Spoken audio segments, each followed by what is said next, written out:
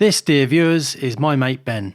And Ben has a bit of a thing for rare old motorcycles. This example being a 2-stroke, and I believe 2-speed, French bike made by a company called Terrot in 1929. Now, Ben was out riding this in the middle of nowhere the other week when it conked out and left him stranded. And after some investigation, he worked out that the problem was with the Magneto. I'm sure most of you know what a Magneto is, but for those that don't, it's a self-contained electrical generator. It's driven by the engine and creates a high voltage pulse that powers the spark plug. And it does all this without the need for a battery on the vehicle, which is why it's still used to this day on aircraft engines, because it'll keep the engine running even in the event of an electrical system failure. Now, this particular example is driven directly by the engine via a chain and this cog. The cog itself mounts onto the tapered arbor of the Magneto, and hopefully here you can see what the problem is. At some point the bolt retaining this cog has come loose and it's chowdered up the tapered surface of the arbor, meaning that the driving cog will no longer seat properly.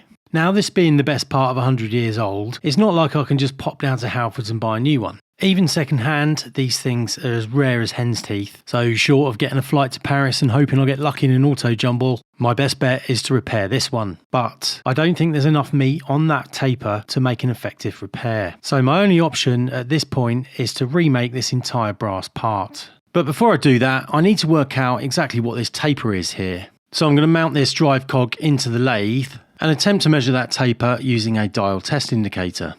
I'll move the compound round to approximately what I think the taper is going to be, and then sweep the internal surface of the taper over its length and adjust the compound angle so that the indicator is reading approximately the same across the entire length of the taper. This is a bit tricky because of the roughness of the internal taper, but I've worked it out to be approximately 6 degrees. But rather than trust that measurement on the final part, I'm going to use a bit of scrap and cut a test taper.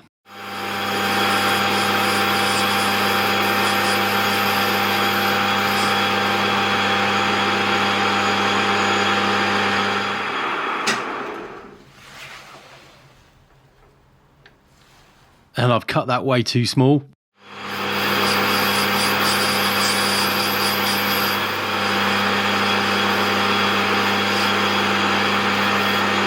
I'll use some engineer's blue to check the contact points between the cog and the test taper and continue to refine the angle of the compound slide until I get a fit that I'm happy with.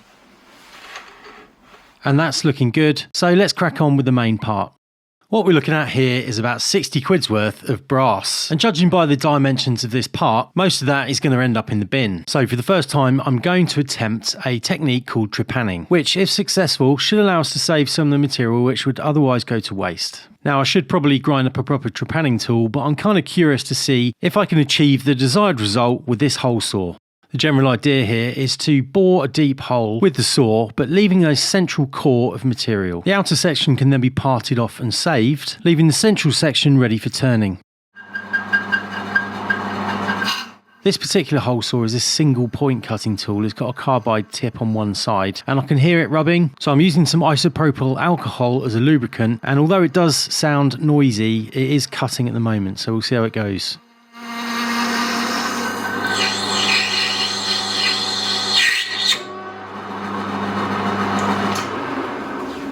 And that wasn't supposed to happen. And you can see here that the tooth of the hole saw has actually snapped off. So that was a bit of an idiot move. I should have seen that one coming. But fear not, I'm going to give it another go with a hole saw that has more teeth. And so far, fingers crossed, that looks like it's working out.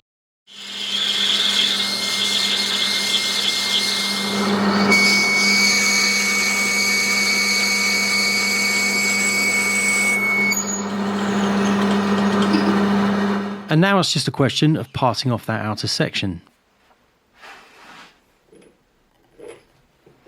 And that is a reasonable chunk of brass that would otherwise have ended up in the chip pan that we can use for another project. Now, given this is the only piece of brass stock that I've got in this size, I'm keen to minimise mistakes. So I've taken the liberty of modelling the part in Onshape.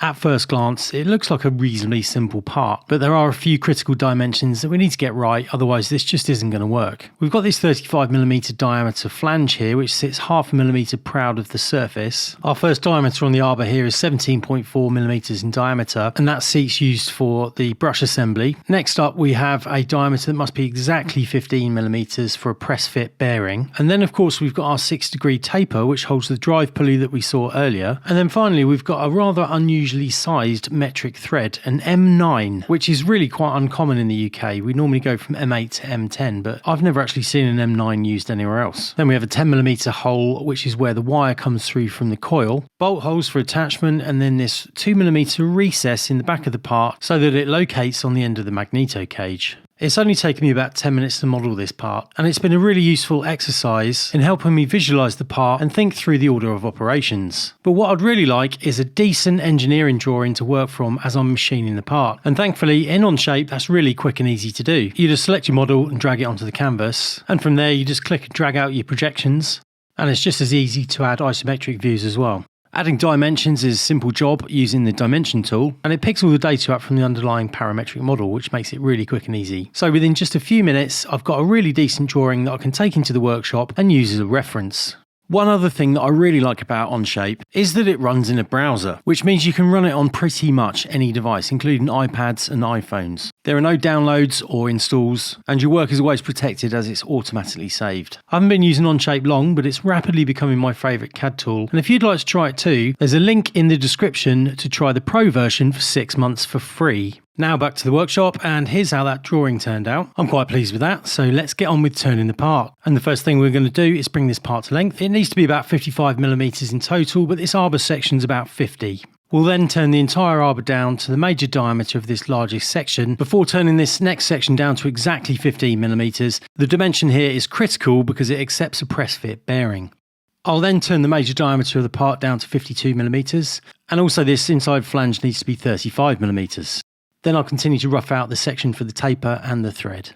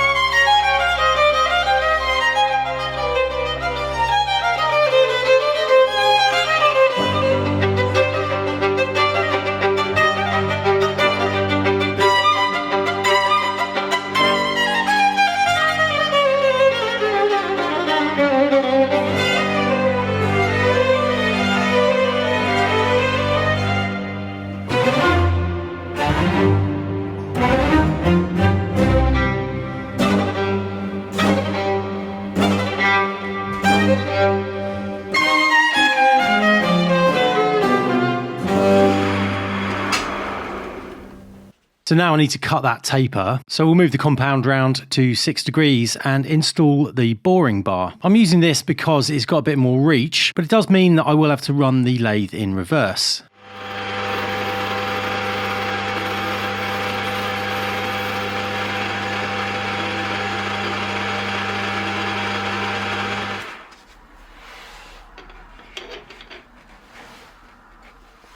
And that actually fits beautifully. I'm really pleased with that. So next up, I need to deal with the thread on the end of the part. So I'm going to cut a thread relief and chamfer the end to give our die a bit of a chance.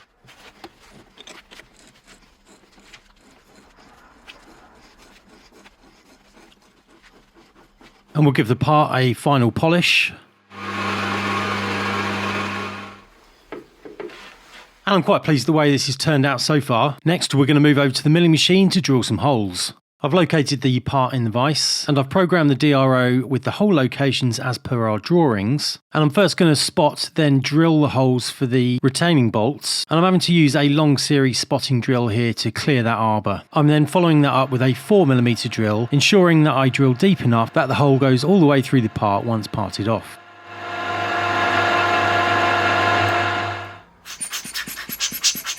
I then used this 6.4mm drill to countersink the hole, which was the closest profile I had to match these antique screws that I need to use. I then repeated that operation 3 more times at the other hole locations. Next I need to drill that 10.2mm hole that allows the wire to pass through from the windings to the brushes. And this is a bit trickier as it's a larger diameter hole and it's straddling that flange, which might upset the drill a little bit. Now this is where things go a little bit pear-shaped. Things went fine with the pilot hole, but rapidly went south after that. Now my first mistake was going from a 4mm drill directly to a 10.2mm drill with nothing in between, and then this happened. So in case you hadn't already guessed, that's what happens when you accidentally pick out a drill that isn't specifically ground for drilling brass. Still, onwards and upwards we go. I went back to using smaller drill bits, and I think managed to get a passable result, even though I needed to use a large drill to chamfer this hole due to not having enough room to get my chamfering tool in. So this is where we are right now, and I'm feeling quite pleased that we've got this far without doing a classic Jonesy and totally ruining the part. So all that remains is to part this piece off and machine the other side of it. So let's head back over to the lathe.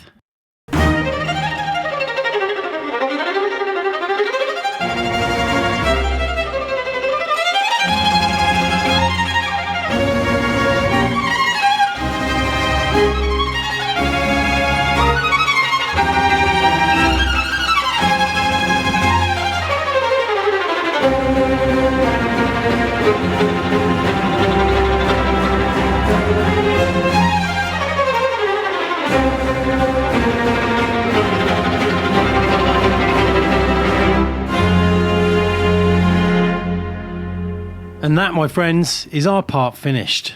Although, we're not quite done yet. As you can see from my part, I've chosen to put a thread on the end. And this is going to be used to retain the driving cog that we saw earlier. And if we look at our original part, this is conspicuously absent. It would have originally had a threaded section, but at some point somebody's removed that and drilled and tapped a hole for a bolt, which I suspect has weakened the part and contributed to its failure. So to cut a long story short, I now need to make a nut and a washer before we can reassemble this Magneto and get this bike running again.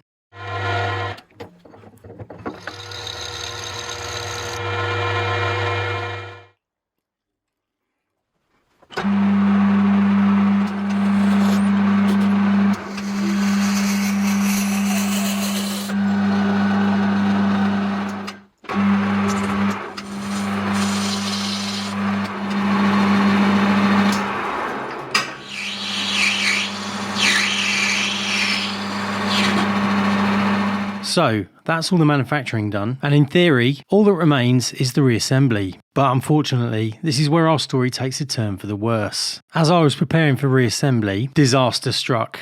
Now, as you can see from this image that was taken before disassembly, there's a small wire protruding through the 10mm hole in the base of our part. This is the end of the coil that generates the spark, and it's routed through this hole in this Bakelite part. Then it goes through this channel and under the brass ring to complete the circuit with the brushes.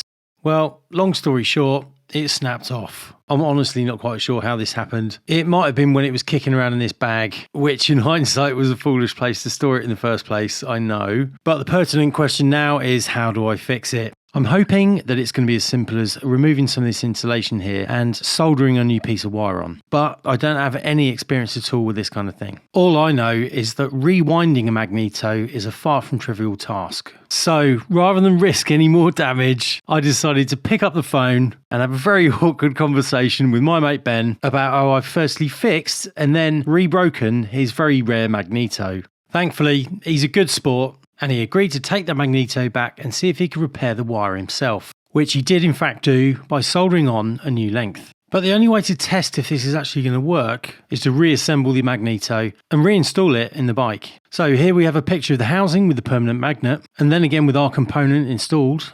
And here we see the other side with the contact breakers. Here we can see our drive cog from earlier, now coupled to the engine. And that's everything back together, ready to do a spark test. And that's looking really promising, but will the bike actually run? Well, there's only one way to find out. Well, there you have it, folks. I'd call that a win. Now, there have been highs and there have been lows in this project, but it's always nice to help out a friend, and it's always a real honour to be able to work on an old machine like this and play a small part in keeping it on the road for a few more years at least. If you'd like to watch more content like this in the future, be sure to leave me a comment and hit that subscribe button. Thanks for watching.